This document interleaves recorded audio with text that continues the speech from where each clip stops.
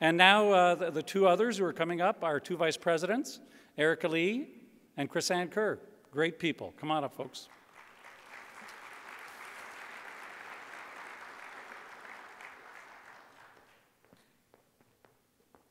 And I'm actually bringing a whole bunch of people with me, so come to the stage. So good morning. Thank you, Bob. 2013 was a very busy and productive year for our committee members. Our 7 working committees that you've heard so much about held 30 face-to-face meetings, countless teleconferences, and close to 10 member-wide webinars. This dedicated effort by our most active members produced the valuable industry reports, publications, campaigns, and tools that all of you rely on as members and industry stakeholders. We'd like to thank all of you who serve on these committees, as well as the companies you represent, for providing your time and talent throughout the year. And I'd like to take just a minute. Can those of you who serve on one of our 7 committees stand for just 30 seconds? I know there's tons of you out there, so please stand at your tables. We would really like to thank all of you for all that you put into the CGA. It is through your efforts that we're able to achieve the amazing results that you all are hearing about at today's presentation. We're now going to take a few minutes to hear from the co-chairs who guide these committees throughout the year. Joining me first is Rick Kraus, co-chair of the Best Practices Committee. Rick? Thank you, Erica. Good morning. My name is Rick Kraus with Utiliquest, and I am co-chair of the Best Practices Committee. My co-chair, Bill Palmer, with Southwest Gas Corporation, and I lead a team of 80 volunteers to ensure the Best Practices Manual, the backbone of the CGA, remains relevant, timely, and consistent. Every practice in this document is agreed to by all 16 stakeholder groups who participate in the CGA. Gathering this support and feedback takes dedication and energy. On behalf of the team, I would like to thank the task team leaders who work diligently between meetings to make sure our time together is very productive. Each year we strive to better this document. From the icons incorporated a few years ago to make searching easier, to the enhanced web edition, we are constantly looking to improve. I would encourage each of you to review the best practices process outlined in the introduction to Best Practices 11.0, which you have in front of you on the table. Your feedback and participation in the process are paramount for us to have continued success. Lastly, I would like to recognize and thank Bruce Beavers with Williams Pipeline as the outgoing co-chair for his dedication and leadership during the past 2 years. His leadership was invaluable. I would now like to introduce Mr. Jim Bob Sims, co-chair of the Regional Partner Committee. Good morning, y'all. Let me start out by saying that this committee is a team effort, and we would in no way be where we are today without the dedication of Ms. Tracy Bryant, my esteemed co-chair, and more importantly, my friend. Tracy and I have worked together to foster a spirit of collaboration and recognition among the 70 partnerships that execute effective grassroots public awareness in their respective states. We hope that you've enjoyed some of the regional partner spotlight articles that have appeared in the CGA monthly update. These have focused on successful and unique events by local regional partners throughout the country. I would encourage you to support your local regional partner by either attending in person or sending a delegate. Our continued success is based on shared responsibility and involvement at the local level. If you don't have a regional partner in your area, get one. You'll love doing business with us. It is now my pleasure to introduce Mr. Isaac Weathers, co-chair of the Technology Committee. Thanks, Jim Bob. Well, I hope that many of you had the opportunity to visit us at booth 507 last night during the opening reception. My co-chair Vaughn Shosted and I were pleased to showcase our flexible and powerful tool, Vault, at the booth. The Technology Committee has galvanized together to build upon and promote the Vault, an online damage prevention technology directory. We feel it is a key component of the damage prevention process and a valuable asset to industry professionals. As always, we're recruiting new committee members, and we invite you to stop by the Vault booth and learn more about the tool, the committee, and how you can become involved. Lastly, I would like to thank our outgoing co-chair, Jeff Law, for his leadership and commitment during his 2-year tenure. Thank you, Jeff, for all that you have done and continue to do for the Technology Committee.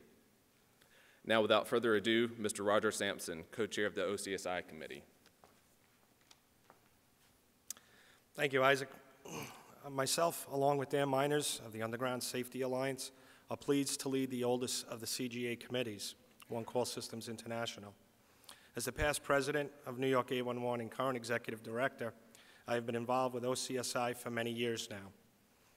I would like to take this time to thank Annette Rayburn, the Alabama 811 executive director, for her service to OCSI, as she is an outgoing co-chair. The One Call world is constantly evolving, and our role as a committee is to make sure we stay attuned to those changes. From the fax to the e-ticket, technology plays a major role in what we do for the next 50 years in the One Call industry. For the record, if you don't have to be a One Call to be in the OCSI committee. In fact, I would encourage all stakeholder groups to make sure you are involved with us. OCSI has roots in many of the other committees where we cross-pollinate on key issues, one of them being stakeholder advocacy. And here to update us on the initiatives is Ms. Gwyneth Broussard with Shell. Thank you, Roger. As CGA's newest committee, I don't have an outgoing co-chair to recognize. However, I do want to thank my co-chair, Alan Gray with Carolina's AGC, who had to leave early this AM for another meeting. Alan and I have been very fortunate to work with a team of doers. The success of this committee is really attributed to their hard work. The task teams have been very active between meetings, making our face-to-face meetings very productive. Our role is a simple one: to work with local stakeholders to educate policymakers on the CGA's best practices as they advocate for them. We will not lobby, nor will we come to a state uninvited. I would encourage you to get involved. If your One Call law is open, or you plan to pursue legislation in the future, I would encourage you to join our committee. We also plan to host a CGA member webinar in April to provide an overview of our committee's resources and our processes. I now welcome Megan Raid with Georgia 811 and the co-chair of the Educational Programs and Marketing Committee to the stand. Thank you, Gwinnett, and on behalf of the Education Committee, a big thanks to you personally and to Shell, who provide us with the premier 811 awareness opportunity every year, your NASCAR. I have the pleasure of working with one of the most energetic co-chairs, Scott Landis, with Infrastructure Resources, and we get to work with a very talented and creative group as we oversee the 811 Awareness Campaign and its many moving parts. Surely you've heard of National Safe Digging Month and 8/11 Day, and you already have plans to take advantage of those resources. Please do take advantage of our newer things, the CGA Youth Safety Community Service Award. We always have a full plate, but there's always room for more at the table. Please consider joining our group. I would also encourage you to stop by the CGA booth. Meet Mason Mingus and team with the number 35-811 Call Before You Dig Toyota Tundra.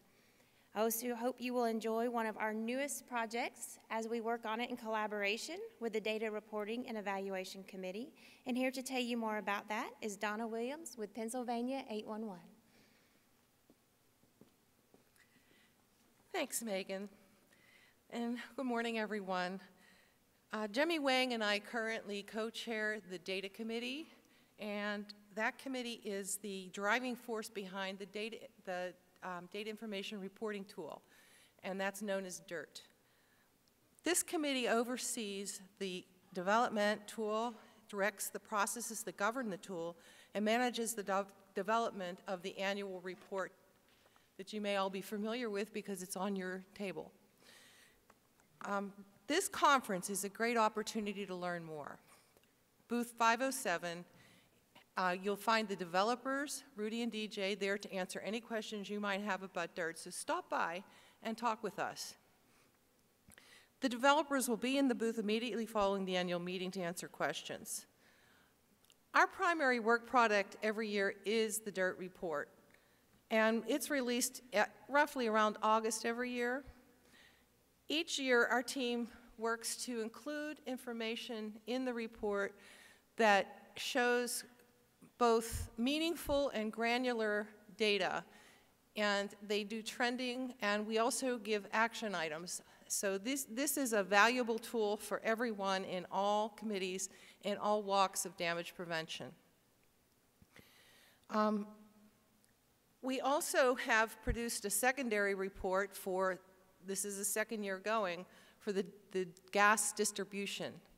And we intend to, it's our intention to go through and find other well-represented stakeholder groups to do these kinds of segregated reports as well.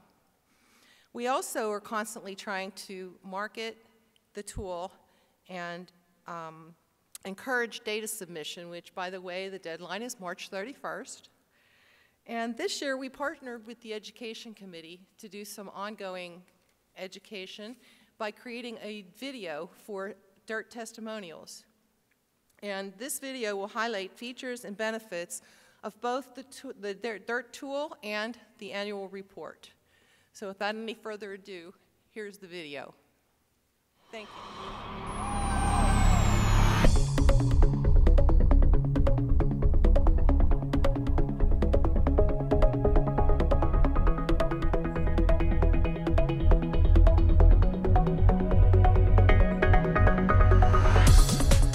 I really like the reports. Not many database programs have great standard reports, and DIRT report does. We primarily use it to look at how we're affecting damages themselves, whether the damages are reducing, whether we're in line with the trends, whether we're setting trends. I think the most effective thing for our public awareness outreach is we look at the audiences that are causing the most damages, like landscapers and fencing companies, and then we can focus public awareness outreach communications to those stakeholder audiences. It's helpful for my organization to have all of the information on the ability of the damage prevention community to target its resources. Most recent highlight, of course, the 99% of the time that somebody calls 811, there isn't a damage. The biggest thing is in our marketing development and the targets that we go after now as a result. We use it for benchmarking opportunities. We use it for damage prevention opportunities. Not only does it gauge the adequacy of the data that was put in, but it also gives us reports that are very, very valuable. At least we found in our states that the things that DIRT says are true, and we're able to use those root causes effectively. I always tell my excavators to submit to DIRT because I think that more data is always more helpful to help us refine the conclusions of the report so that it can best target the efforts of the damage prevention community in helping everyone stay safe. Because the excavation community is #1 concerned about our employees coming home safe at night to their families.